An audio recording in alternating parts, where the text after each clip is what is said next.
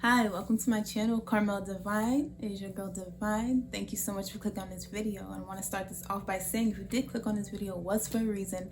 God, the Most High Divine, needed you to hear a specific message today, and I'm here as your divine messenger to relay that message to you directly, okay? So, if you haven't already subscribed, I'm just go ahead and tell you, if you're feeling my vibe, go ahead and subscribe. Okay, like that button. It would really help me out, you know, getting my videos out there, getting my messages out there to the collective, okay? So we all can be happy and merry, and so I can make some friends. Anyway. Okay, today I have signs you are an empath, part 2. Now, in my first signs you are an empath, I just mentioned some things that, you know, were pretty, I wouldn't say surface level, but I just wanted to kind of elaborate on some of those signs that I mentioned in the first video. So if you didn't see the first video, go ahead and go back and watch the first video and come back here, okay? So, signs you are an empath, part 2. Now, I'm just now realizing that I have to tell you what an empath is. First of all, if you are watching me for the first time, an empath is someone who can pick up the energies of others, someone who is highly sensitive to the energies around them, someone who can actually take in and take on the emotions, the mental disposition of other people, and someone who is a natural healer, okay? So, if you feel like you are an empath, after watching this video, definitely go check out my pick a card on what kind of empath you can be, and also do more research on your own. Like I would always like to say, this is strictly information from my experiences and what I feel like is an empath, and I really strongly encourage you to go and do your own research on yourself, just so you can make sure that you are deeming yourself to be whatever you think you are correctly. Okay. So let's get into the video. Okay. All right. Sign number 1, you are an empath. You have suffered greatly. When I mean suffered, I mean you have endured a lot of trauma, a lot of pain. You've been through a lot of painful experiences. Now, the trauma that you experience could be different depending, you know, on you and your own experiences. The trauma could have been, you know, you experiencing divorce or having an absent parent, or your trauma could have been bullying. Trauma could have been losing someone close to you, a family member, just being abused, drug abuse. So the list goes on and on and on. We all, as human beings, we suffer greatly, and we kind of tend to belittle our trauma, especially depending on what kind of coping mechanisms you may have. You may not be so connected with your emotions to where you even notice that you have been traumatized in a way. I mean, come on, like, human experience, it's a little traumatized. I mean, I'm not trying to give my own experience away, but the girl has been through some dark nights. And as empaths, we are going to experience these things this way because when we feel very deeply, we feel very heavily. So when we feel these emotions of sadness, we feel almost like we're depressed. When we feel angry, we feel very irate. Like, we're going to feel these emotions times 10 because we are taking in all of these emotions on a day-to-day basis, especially if you even take in other people's experiences and other people's trauma altogether, depending on who you're around and what environment you tend to place yourself around.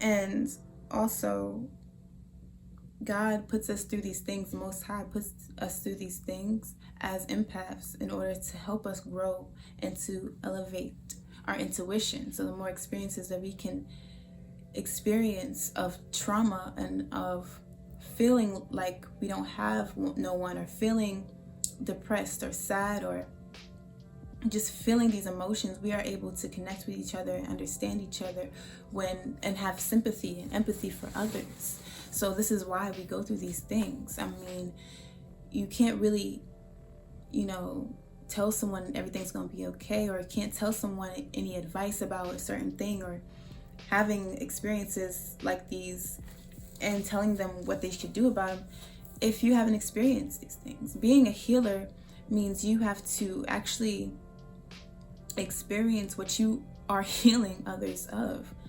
Okay, so that could be mental, that could be spiritual, that can be emotional, and that can be physical things.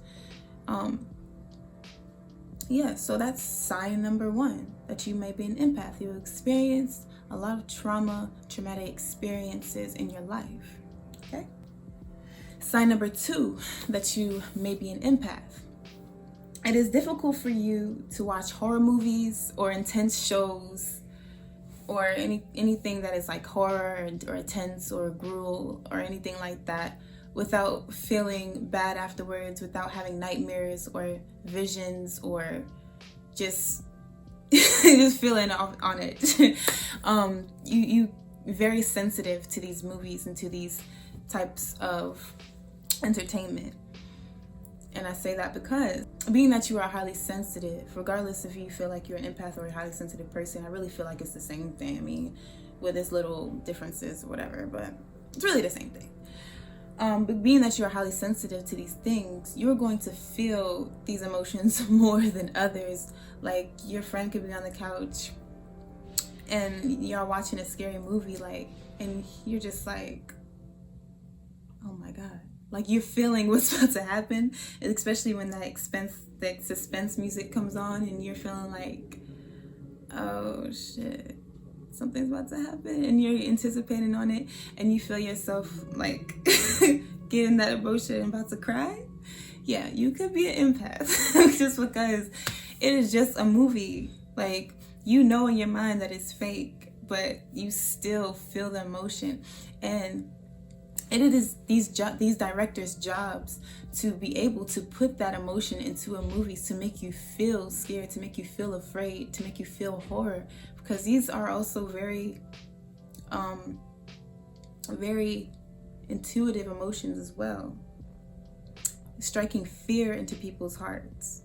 And horror is a very deep and dark emotion. So going back to the first sign, if you've ever experienced a very deep and dark emotion, these things on the screen that you're seeing could be very traumatizing to you, as your perception of these things could be linked to any trauma or any old emotion that you have experienced, any emotion that you experienced that made you feel really horrified or made you feel afraid or fear in general.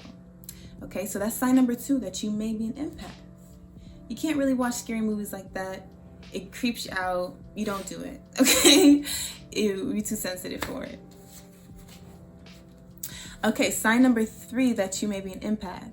You have random memories or deja vu. Okay, so usually having reoccurring memories means that your intuition is trying to tell you something. Maybe it's trying to remind you of experience that you've had, or trying to get you to come back to this, revisit this experience, so you can learn from whatever you experienced in that specific time period. You are actually becoming aware of cycles and patterns in your life. This is what I think, deja vu is. You're just becoming aware of the cycles and patterns in our life, because everybody's life has some sort of pattern. Everybody goes through cycles to where you have to learn from certain things, and if you don't learn from certain things, you have to go through another cycle of learning what you needed to learn during that cycle, and then you can pass on to a different cycle, and that's when it becomes a pattern in your life. So when you have deja vu or random memories, your psyche or God is trying to tap into your empathy, so you can go back into that time period where you needed to learn a specific lesson, and remind you to revisit that place, so you can tap into your emotions, tap into your inner self, and actually heal and learn from these experiences. So that's why I personally feel like you might have occurring memories or deja vu, because you were able to actually revisit old emotions. So that's sign number 3, that you could be an empath, is you have random memories or deja vu. Okay, sign number 4, that you may be an empath. your head voice is very, very loud. You spend a lot of time in your own head. So you are able to know what your voice sounds like. When I say like your head voice, I mean like the voice imagine you're reading in your head, and the voice that you hear when you're reading in your head. You know, when you're speaking to yourself, your own voice that you hear when you're reading your thoughts. It becomes very, very loud because you are more aware to it than others are, of course. Like nobody else can hear your thoughts but yourself. But being that you're so in your thoughts, and also there are empaths that can pick up other people's thoughts and actually think they are their thoughts. So you're hearing your voice very, very loudly, so you can differentiate your own voice from other voices. Some voices are very small and some voices are a lot louder, which is your own voice. You're aware of your voice. You're aware of Spirit's voice. Okay. Sign number 5, that you may be an empath.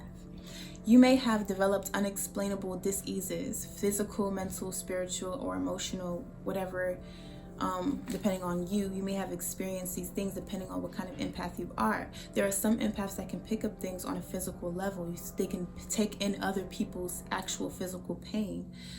These people most likely turn into Reiki healers because of their ability to take in energy through their hands or through their body and take it away from other people and transcend that energy somewhere else. Now, correlating with the first sign and the fact that you as an empath pick up energies around you and actually absorb these energies into your auric field, and depending on how blocked up your aura is and how much debris you may be having lingering around in your energy that isn't yours, especially if you spend a lot of time around toxic people or energy vampires, this may actually take in their pain and whatever trauma they have been through, and it actually can make you sick and toxic yourself. Then you start randomly developing these symptoms and you not even knowing where these symptoms are coming from. Okay, and this can also be from you feeling emotions so deep that you may have created a blockage within your chakras or within your spirit. This can be in your heart space, for instance.